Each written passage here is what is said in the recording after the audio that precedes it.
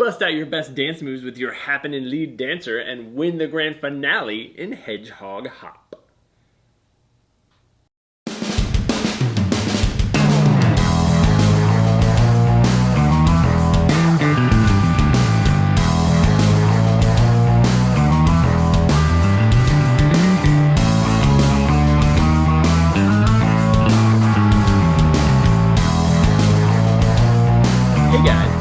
Joining us here at Tantrum House Studio 3, I'm Will Meadows. And I'm Sara Meadows, and today we're previewing the game Hedgehog Hop from Fight in the Box. This is from designer Seppi Yoon. It's a 2 to 3 player or 4 to 6 player with 2 copies of the game, tile placement, set collection card game that takes approximately exactly 12 minutes to play.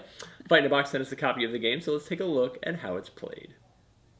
To set up the 2-player game, deal 7 cards to each player and then set out 9 cards in a 3x3 grid and you're ready to begin. On their turn, players will play 1 card.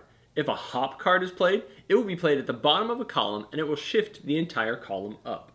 Groove cards shift right and slide cards shift left.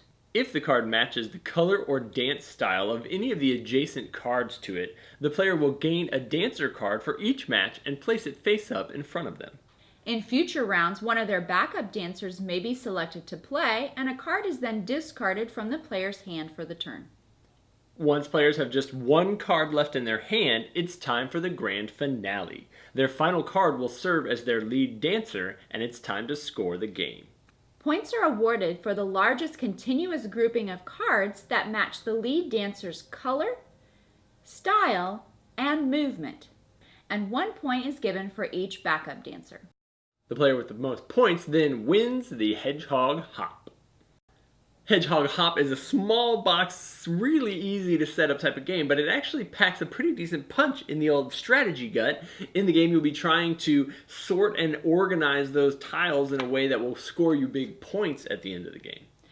The original hand that you're dealt is all the cards that you will get for the game in your hand, and one of those cards is going to be the one that you're going to use to score. So planning out which one you're going to try and work towards may be a little helpful at the beginning of the game, although sometimes you're going to need to switch it up halfway through when you see what's happening out on the board. Yeah, you'll have a hand of cards to choose from each round, which is nice because usually you will kind of know, like, oh man, I started off with several green cards. I really want to try to optimize those. I want to keep them together so that I can score them contiguously at the end of the game. But as you add those backup dancers, it kind of gives you a whole bunch of additional options because you may say, oh man, I just drew this green one out of the pile. I can shove him in as well, discard this red one that I didn't want.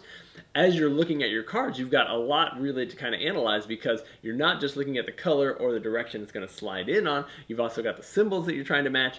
And one of the most effective strategies I've had in the game is just trying to figure out what I think she's going for and then sabotaging her little collection of cards. So she's got a big pool of red ones over here or hop ones going on. Trying to shove one of mine in there sideways to mess up and cut off her point total has been pretty effective. Sometimes playing cards that may not even be what your final goal is can also throw off the other player. I may be trying to get all the hip-hop hats lined up, but I'm playing these other cards to try and line up what's already on the board, and then he thinks I'm doing something else. So there is some thinking and planning. That's never happened. I've won every time.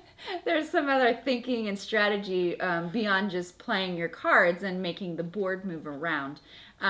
One other rule we didn't mention is that when the draw pile is depleted, you then start stealing backup dancers from the other players, and so there's a little bit of strategy involved in that as well. Yeah, it's a really interesting game. You can play it as 2 players. You can also buy a second set, and then you can play with a higher player count, which makes it even more interesting because then you've got so much chaos going out on the board as things are shifting all over the place. I haven't tested this theory, but in my mind, I assume that at a higher player count, it's going to be more valuable to just match your card that's going in with 2 or 3 surrounding ones and collect the backup dancer points than to try to build the pool. But that's the interesting part about the game is that there's a lot of different strategies that you could use to, even though it's just a simple tiny box game. If this sounds like something you're interested in, you can check out Hedgehog Hop from Fight in a Box, and then be sure to check out our other videos, and thanks for subscribing to Tantrum House.